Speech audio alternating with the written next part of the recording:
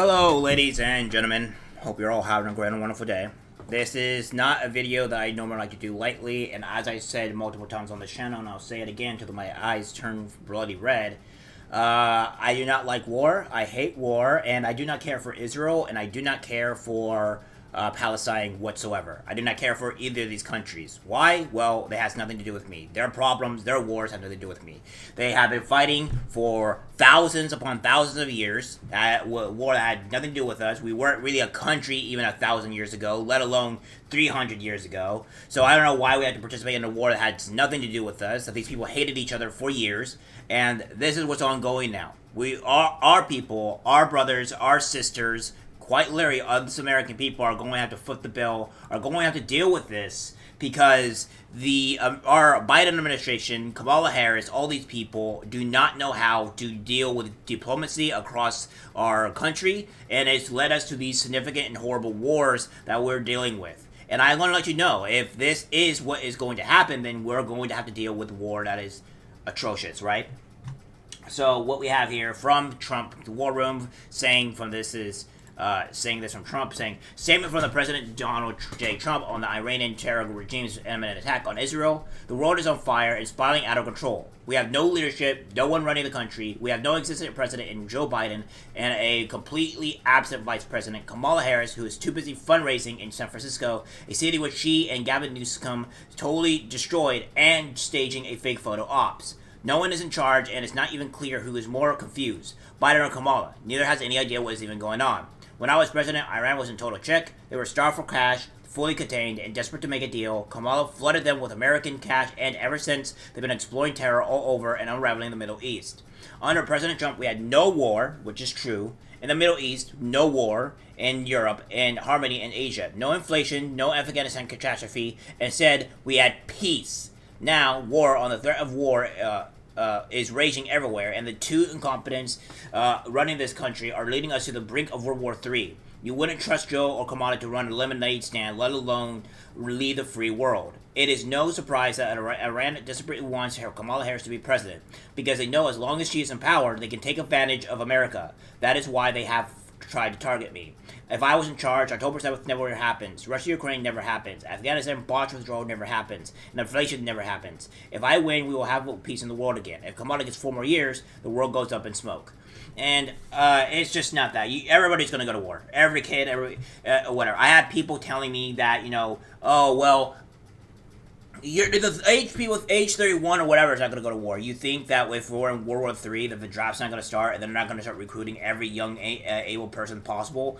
Just because you're 31, like my age or whatever, does not mean that we're not going to be drafted to war. You're still going to have people drafted to war. Then, worst case scenario, if they run out of 31-year-olds, which we're already below the actual, the rate to actually have more children to be prosperous, where they're going to have to send more people. They're going to have to send more people, more older people, and stuff like that. And they're going to go from age 31 up, because people don't seem to realize on what actual war is, what the actual consequences of them are, because they are ignorant of this matter. This is what Iran and ballistic missile strike are happening in Israel right now, right? This is what's going on. Okay, guys, we got to get off the roof. These are coming down right next to us here. They're coming down. One just about. We gotta go inside. To be fair, if you went inside of missiles like this started landing on you, there's nothing you can do, but it's probably better than nothing, potentially. It says, Iran launches missile attack on Israel for killing of Hezbollah leader. It says, Iran launched a ballistic missile attack on Israel, the Israeli military said. President Joe Biden and Vice President Kamala Harris met with national security officials at the White House to review the status of U.S. preparations to help Israel defend against attacks. The attacks comes after Israeli ground forces entered southern Lebanon to attack the military group Hezbollah.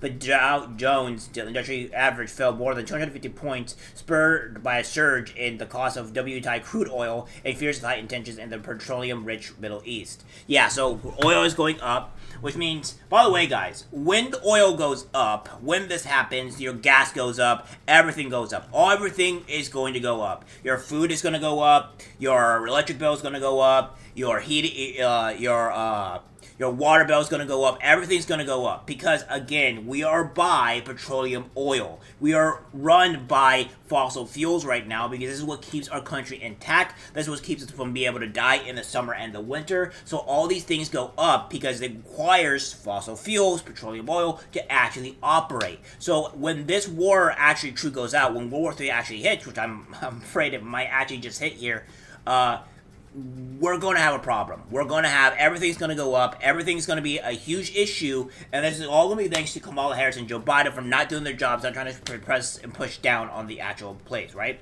Iran on Tuesday launched a ballistic missile attack on Israel in retaliation for its recent killing of Hezbollah leader Hassan Nasrallah, an Iranian commander in Lebanon.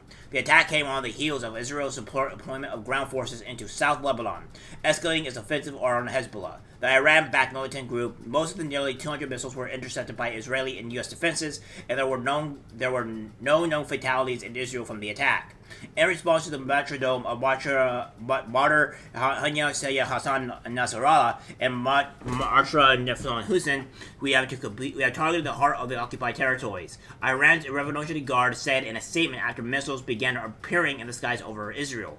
Should the Zionist regime respond to Iran's operation, it will face crushing attack, said the group. Iran's preliminary organization, Abbas Nafrisan, was an Iranian Revolutionary Guard deputy commander who was killed in Nasrallah in a bombing by Israel last Friday in Beirut.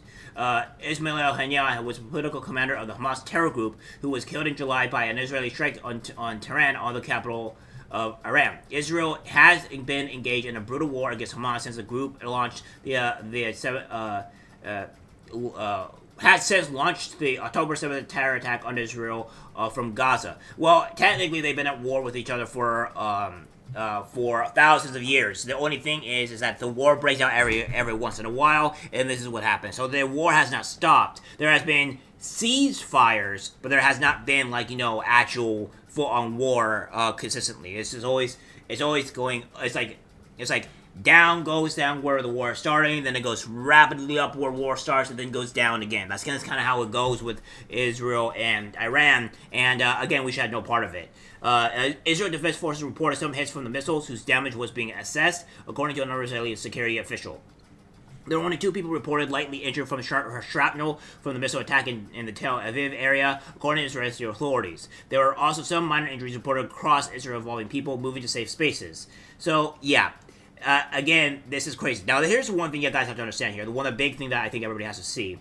U.S. National Security Advisor Jake Sullivan, speaking to reporters at the White House, said the United States military coordinated closely with the Israeli Defense Forces to help defend Israel against this attack. Naval destroyers joined Israeli air defense units and air and firing interceptors to shoot down inbound missiles.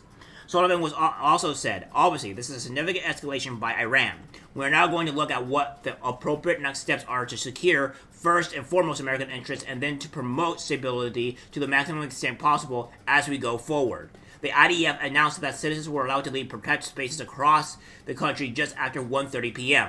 So, again, this is just stuff that is going on here, and they are going to defend, right? That's just insanity. I don't know what is going on here with that stupidity, but it's crazy.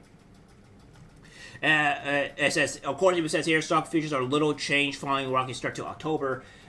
Again, guys, I do not want war. This is the last thing I want. You're going to have a lot of people, somebody that I do know, that I won't mention her name, but I do know that there are people out there that want to go to defend Israel, that want to go to defend every single country that is in battle, and it's completely asinine. Why do we have to go defend countries that are in wars that has nothing to do with us? Why do we have to go help Ukraine against Russia when it has nothing to do with us? We are putting our own American lives in danger for what cause, for what purpose? So these elites can go get money? So these elites can go and enrich themselves, or they go murder thousands to millions of people overseas, so that way they can feel good about their war chest? This is disgusting. I do not like these wars. I understand that war is sometimes necessary in some regards, but when wars are breaking out across the country, across other countries, there's no reason to go help and defend these people because it has nothing to do with us. Now, if you want to go send aid or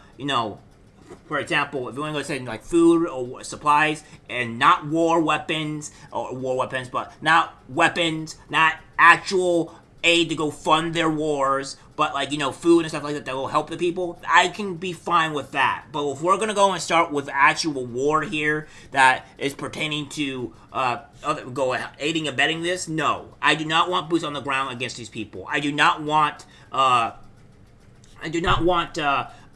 friends to go die in a war for these horrible warmonger politicians so they can go greed themselves on their actual own money. I do not want this. Nobody wants this, and we're showing how bad this is. And the fact of the matter is, this isn't going to look on Kamala Harris, because when prices and everything rise up and everything goes horrible due to this war, you're all going to see it. It's all going to have a problem, and it's not going to be good. All right, guys. Like, subscribe, share.